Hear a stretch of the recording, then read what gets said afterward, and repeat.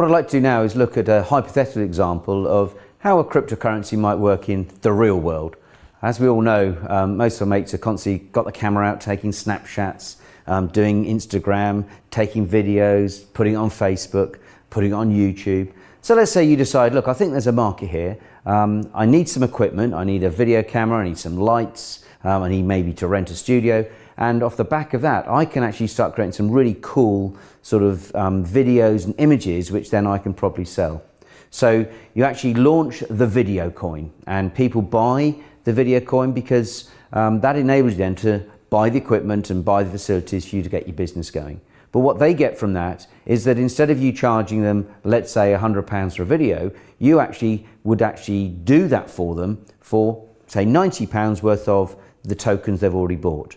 So you give your £90 for the token to the video company, they shoot the video, they take the pictures, and part of the money that they raise, they've also got a really interesting way to digitally market through Facebook, through social media, your video, so that it becomes hopefully viral. And then if you've done it for a company, for example, it effectively acts as a great way to market the business. So you've given the £90 worth of tokens to the video company shoots the video, and then the next person that comes along, so Fred, he may have a really cool business that's making, I don't know, it could be servicing cars or something like that, and he wants more people to be aware of that. So he then buys from the video company the tokens, and then his company, his product, his service is then videoed and then distributed and marketed. So what's happening here is the first person that bought the tokens, they actually get a service, they're promoted and they're happy. The video company then sells the video coin to the next person. So they're becoming a little bit like a central bank. They're buying the currency back and giving you a service. In this case, it's images, photos, or video. And then they're then selling the token on to the next person, where they're doing, again, the same. They're actually producing some sort of media, which through their very clever sort of technical system, they're getting exposure and they're getting followers and they're getting a higher profile for the very businesses that are involved. So there you can see an example of using a token and you're effectively replacing cash. And this is one of the reasons why they're called cryptocurrencies. Crypto because they're very, very safe, using military grade security. Currency because you're using the token, the coin, as an alternative to cash, because there's an economic reason for you to do that, whether it be a discount or maybe getting access, in this case to this video company, or access to the video company's extra special social marketing and digital media skills, which perhaps you wouldn't be able to get elsewhere if you hadn't bought their cryptocurrency. Some of you may be thinking, but what happens if the video coin becomes really, really successful? What's to stop the video company from just issuing lots and lots more coins?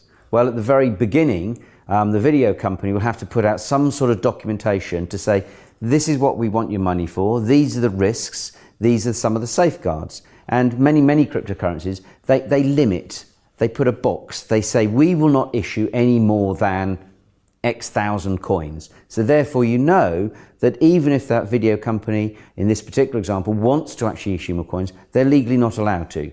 That's actually unlike central governments, where you hear of this thing called quantitative easing, which basically means that the American government, the European governments, the British government, they're just printing more money. And all they're doing is saying, well, you know, the Bank of England promised to pay back your money at some stage, trust us. They may or may not. And it's interesting to see since 1971, according to JP Morgan, the value of the US dollar has fallen by over 80%, because effectively what they've been doing is printing more of their US dollars. Whereas in the video coin example, they could only, and I use that box almost like idea, they can only actually issue the number of tokens that have been created or they're looking to actually create for you. I'd like to look at now what happens in the video company if it does really, really well. Well, if it's got a limited supply of tokens, the video coin as we've called it, and more people want to buy it, but we're restricted and limited to the amount of coins that are in circulation, then limited supply, unlimited demand, guess what happens? slowly you're going to see, or maybe rapidly, the actual price of that video coin going up and up and up. And that's exactly what we've seen in 2017, where you saw a number of cryptocurrencies that people perceive this is going to be a really interesting technology, this is going to be a really interesting platform, this is going to be a really interesting concept. There's a limit to the number of coins that have been created, but there's lots and lots of demand, so we saw the price go up. So that's fantastic. When the price goes up, everyone's happy.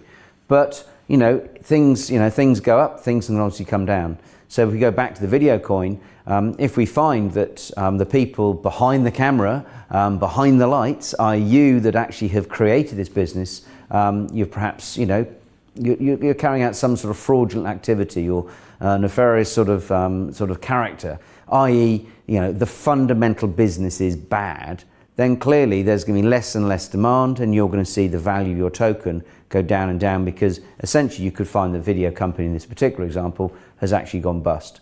So it's by no means a guaranteed way to make money, and you very much need to look at not only the business plan, but you also need to look at the individuals behind it.